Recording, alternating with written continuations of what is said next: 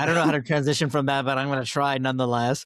But I think one thing, and all of this maybe kind of brings down to the point that you're seeing a lot of these same patterns in other places. Maybe it's not happening in the same way because you don't have like a funny guy, orange skinned guy in the Oval Office doing those things. But all these immigration crackdowns, right? Rod, you give the example of kind of some of the restrictions in Canada, a good example. But you see a lot of pushback on unchecked immigration in Europe, right? I mean, Europe has kind of been dealing with this for much longer. And so you see a lot of this happening in other parts of the world as well. So we're not necessarily unique here in the US that we're dealing with this stuff.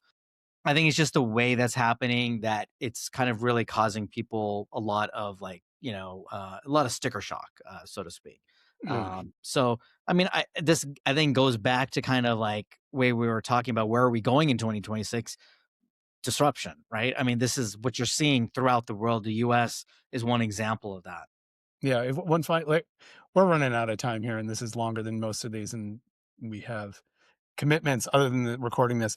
But one thing to the disruption that's occurring to me is I'm trying to wrap my head around is it really feels like the post World War II order that we all grew up in is just done.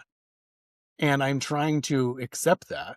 And it's giving me a lot of solace, actually, because my expectation about behavior of nations, whether that's the United States or anywhere else, is all bets are off.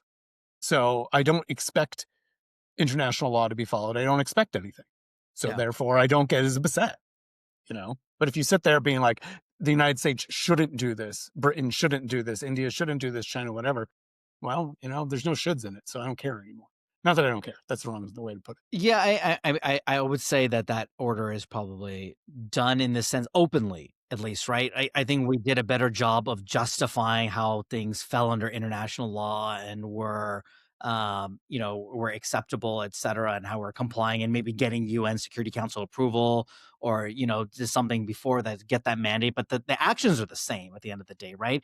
It just had the niceties around it and how it was done. Now, kind of the niceties and the international institutions have been rendered meaningless. And we're just doing things, right? And doing them out loud and publicly and with social media amplifying it everywhere. Yeah. Yeah. Yeah. Yeah. I mean, look, under democratic regimes, right? We took out the Libyan regime. We've taken out, what other regimes like Throughout Africa, under Africa? Obama, Yeah, there was a yeah. covert war that has been well documented across the entire continent. If anything, we've been kind of lazy. We haven't really been invading and interfering in I mean, at least from what I I know mean, because of. there's some countries I could think we could interfere in that would be in the United States' interest, frankly. But yeah, I mean,